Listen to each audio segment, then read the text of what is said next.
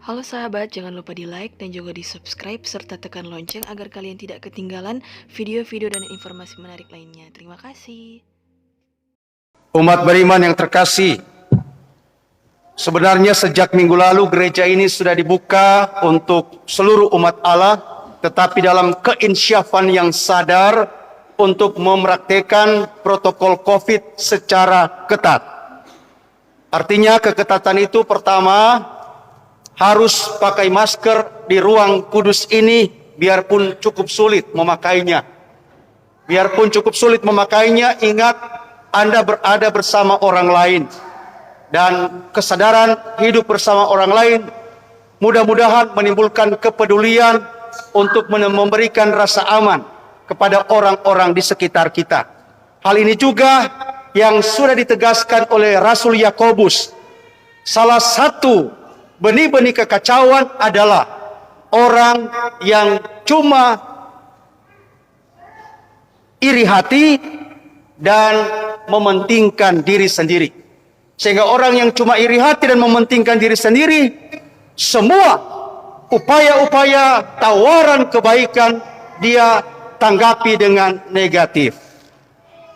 Misalnya, kenegatifan perbuatan. Misalnya saya punya teman-teman tim gugus tugas menegur, dia balas dengan sikap yang tidak beres. Misalnya, setahu gua mau kasih saya ingat. Misalnya teman saya tim gugus tugas mempersilahkan memberi derma, dia langsung dengan kesirikan bilang, setahu gua mau kasih derma. Padahal protokol kesehatan hendaknya mengikhlaskan kita mempraktekkan hal tersebut, biarpun kadangkala kurang mengenakan kenyamanan diri. Maka Rasul Yakobus mengingatkan kita supaya mudah-mudahan di tempat ini tidak ada orang yang menimbulkan benih-benih kekacauan karena dia cuma ingat diri, mementingkan diri dan iri hati dengan kemampuan orang untuk melakukan hal-hal yang baik, benar dan maju. Tetapi marilah kita membungkusi diri kita, persekutuan kita dalam rasa damai, rasa bersaudara yang bebas kemunafikan dan kelicikan. Sehingga bahasa saya sedikit kasar, jangan usah makan puji. Kalau lihat itu baik, tidak usah tunggu orang lain buat. Tapi kalau itu baik, bikin saja. Sama saya memberikan ilustrasi kemarin.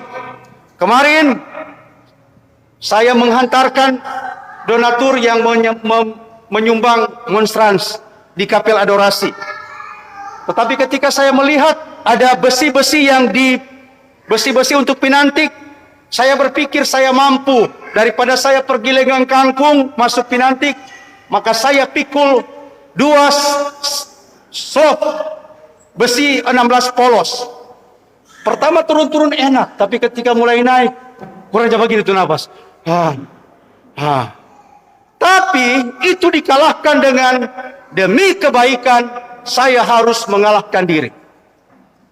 Dan sampai 2 slop besi 16 polos di Watu Pinantik. Sambil saya diikuti oleh para donatur yang mengikuti saya dari belakang. Mereka heran. Mereka cuma lihat pastor-pastor di Jawa cuma berkah dalam. Orang ini kerja keras sampai berkeringat. Hemat saya, sedangkan termasuk kerja keras, masih ada orang yang menyinyiri dan mensiriki pengorbanan. Tapi EGP, emangnya gue pikirin, biarpun saya disiriki, biarpun saya dibenci, biarpun saya dianiaya, kalau saya melihat itu baik, saya berbuat itu dengan ikhlas. Amin. Dan itu saya buat. Pahalanya apa saudara-saudari? Sambil duduk di depan kapel adorasi, si ibu yang memberikan monstrans itu bilang, pastor apalagi yang masih kurang?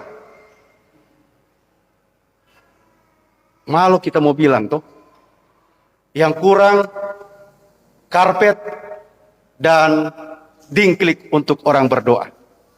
Dia langsung bilang, pastor hitung saja, nanti WA saja sama saya. Saya harus bersaksi, kalau kebaikan kita buat dengan tulus, pasti berbalik keberkahan. Amin. Maka saya undang kita semua buat baik dalam ketulusan. Tidak usah ribut dan sibuk dengan komentar jelek, bahkan jahat orang-orang yang barangkali masih suka iri hati dan mementingkan diri. Dan saya bukan berpura-pura. Ketika saya mengantar pulang mereka dan balik lagi, saya pikir, oh masih boleh. Maka saya angkat besi 8, 4 biji. Saya tarik sendiri. Dalam kondisi lapar, saya tarik. Artinya apa? Tidak usah berpura-pura untuk berbuat baik kepada orang-orang di luar sana.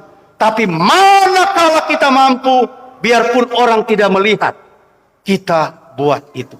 Dan itulah kekatolikan yang sejati. Maka Yesus mengajar para muridnya, bahasa saya, jangan sok jago, jangan sok hebat, jangan sombong.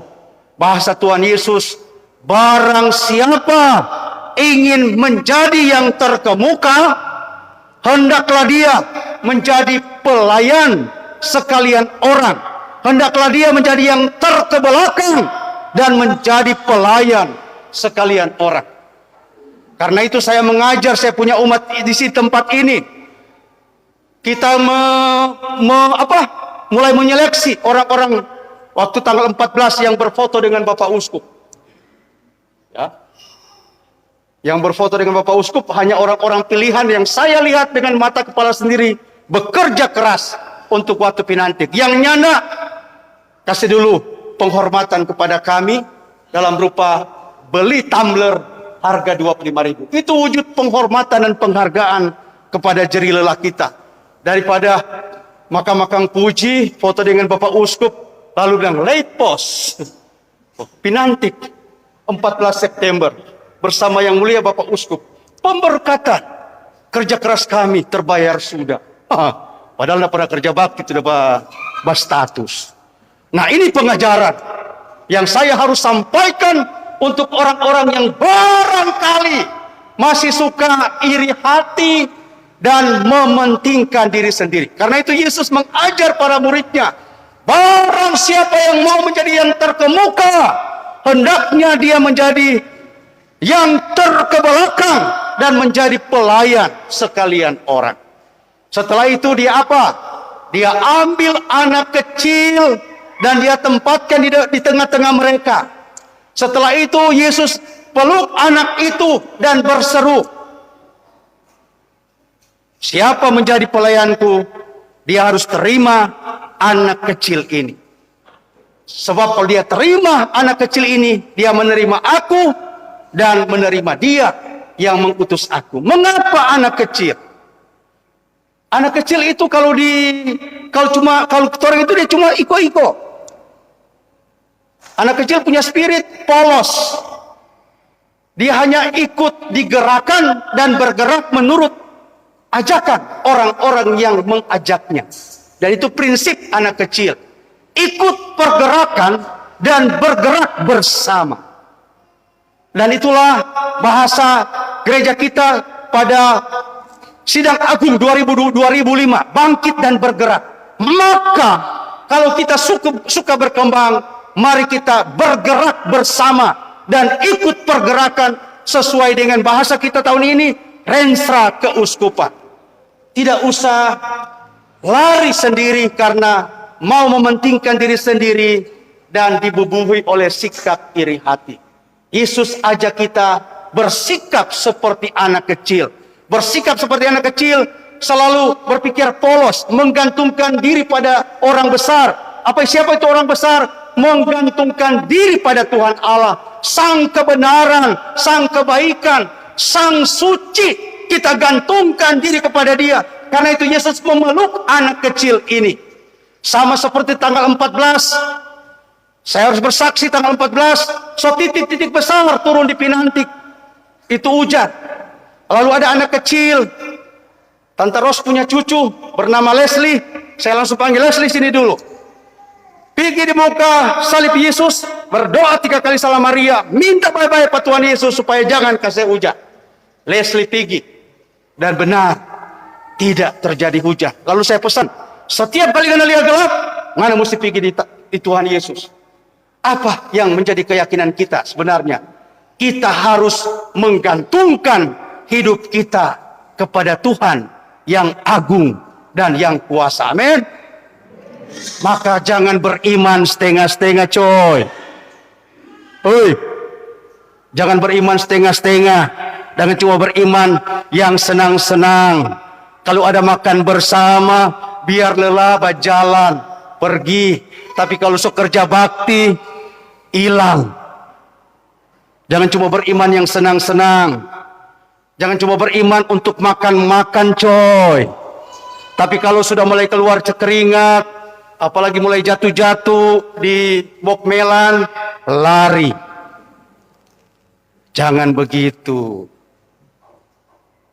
Jangan beriman makan puji. Kalau masih baku sanang neng pastor, barangkali, waduh, lebe-lebe dulu. Markal so apa? LDPW anak pernah dapat akses. So, terlalu bilang, neng tahu. Ada sudah PWA semua untuk rapat sebentar. Mudah-mudahan ada yang mengatakan neng tahu. Begitu. Beriman dengan visioner, pemberian diri yang teguh, dan berpikir untuk kemajuan. Jangan cuma berpikir diri sendiri. Ada untung gua mau kerjasama dengan pastornya, ada untung. Memangnya ada untung. Kerja terus. Tapi ingat, ketika korbanmu kau laksanakan dengan tulus, kau jadi berkat untuk anak cucu kita. Bahasa Bapak Uskup, waktu dia berkhotbah, inilah aset gereja, aset masyarakat.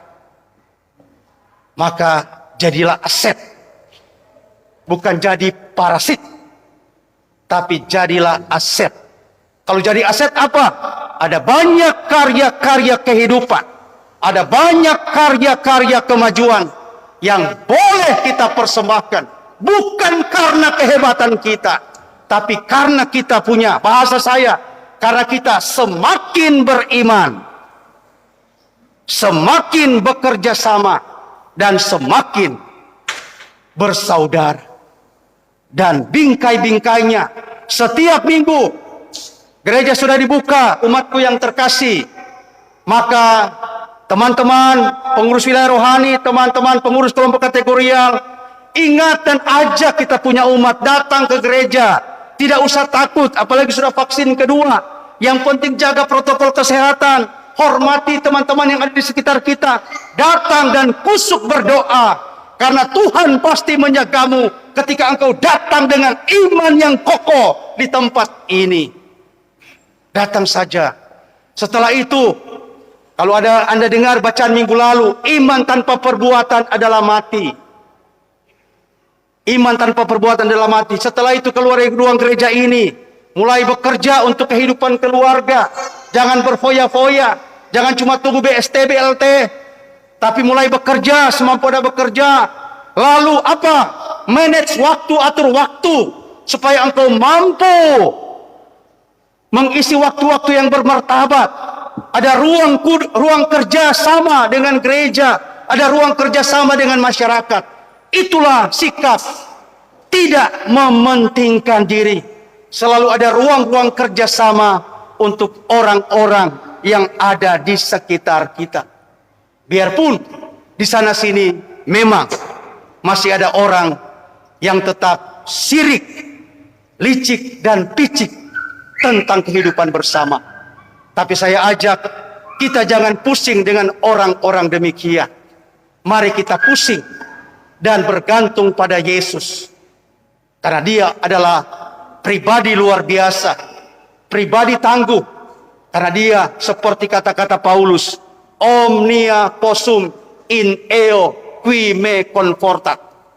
Segala perkara dapat kutanggung dalam dia yang memberikan kekuatan kepadaku. Karena itu saya ajak pada teman-teman semua, mari, tidak usah pusing dengan orang yang masih picik, licik, sirik dengan kehidupan. Tapi berpusatlah pada Tuhan, sang kebaikan, sang kebenaran. Dan orang-orang itu adalah orang-orang yang masih suka berjumpa, masih suka berkomunikasi benar, masih suka bekerja sama. Itulah orang-orangnya Tuhan. Dan inilah kita yang harus fokus untuk bergerak bersama melayani dia dengan tidak ada kata menyerah. Karena itu saya sejak bulan lalu, 4 minggu lalu, tagline saya untuk Watu Pinantik, tidak ada kata menyerah. Biarpun kadang hati menangis, tapi tidak ada kata menyerah. Dan mudah-mudahan prinsip yang sama untuk teman-teman sepelayanan saya, untuk Watu Pinantik, untuk umat paroki Santo Antonius de Padua Kali, tidak ada kata menyerah. Maka bertobat para pengurus wilayah, pengurus kelompok kategorial yang terkena virus muntaber, mundur tanpa berita. Bertobat. Karena yang mengangkat Anda bukan Rein Saneba. Halo? Yang mengangkat Anda bukan Rein Saneba. Ingat sungguh, Anda diberkati lewat air suci. Lalu Anda dilantik lewat berkat yang mulia Bapak Uskup melalui utusannya. Siapa kota yang datang waktu itu? Pastor John, ya? Melalui utusannya Pastor John Montolalu. Kong Anda sia-siakan itu hanya untuk kepentingan-kepentingan emosi dan kepuasan-kepuasan belaka. Bertobat. Karena itu seperti kemarin dulu kami pesta pelindung di Santo Yohanes dan Cornelius, Korbi 3 bilang, torang petugas masih 1,5 tahun lagi. Mari kita bekerja sama. Maka hal yang sama juga saya ingatkan kepada teman-teman di sini. Selama belum ada pelantikan pengurus baru, Anda adalah alat-alatnya Yesus untuk melayani. Melayani dengan tulus, melayani dengan benar, melayani dengan gembira, melayani bahkan biarpun tengah diterpa gelombang sakit hati, gelombang aniaya, jangan pernah menyerah. Silahkan layani Tuhan dengan tulus, karena Tuhan tidak pernah tidur mencatat semua kebaikan, ketulusan, keikhlasan pelayananmu. Dan Tuhan pasti membalas orang-orang yang setia melayani Dia. Dan jangan pernah takut. Tuhan tidak menuntut kesempurnaan kita, tapi Tuhan menuntut kesetiaan kita menjadi orang-orangnya yang mengikuti Dia dengan tulus. Amin. Amin.